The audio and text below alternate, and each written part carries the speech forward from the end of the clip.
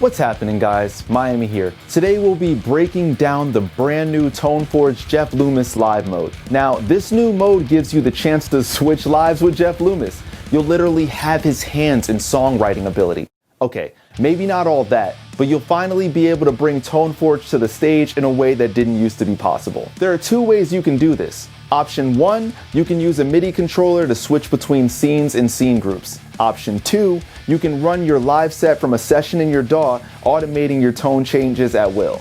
If you don't understand what I just said, you're about to. Alright, so let's hop into the manual mode. Start with switching scenes using a MIDI controller. Scenes are perfect for live sets where you need to be able to change between different amp tones and settings instantly.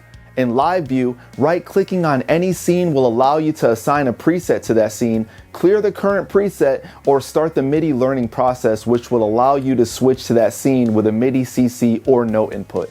If you want everything you've mapped so far, click here on the MIDI mapping view. Clicking this icon on the toolbar, you'll be able to access a full list of MIDI mappings that you made.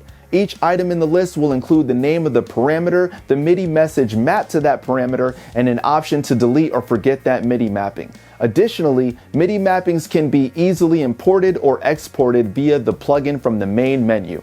Now, let's go into automatic mode. I want you to imagine this scenario. Your drummer just figured out how to route your playback tracks from his mixer and separate the click track.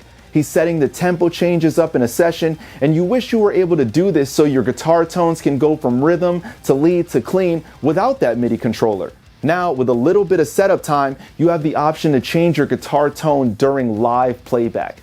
All you need to do is make a MIDI track in your session, then route that MIDI track to the plugin. By doing this, you can simply draw MIDI notes to change your scenes. If you don't have a MIDI controller, no problem. You can either use your DAW's virtual keyboard or the piano roll from your MIDI editor. This will work perfectly as long as the plugin is receiving your MIDI signal. And there's one more option, practice mode.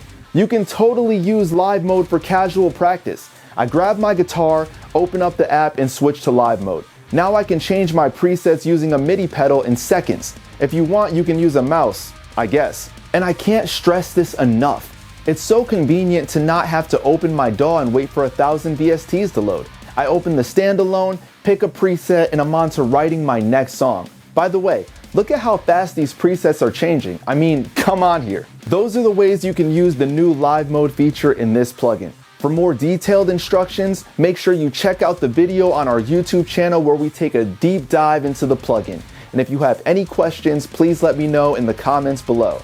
Check out some of our favorite features, listen to more examples, and add the ultimate metal guitar rig to your arsenal today at joeysturgistones.com.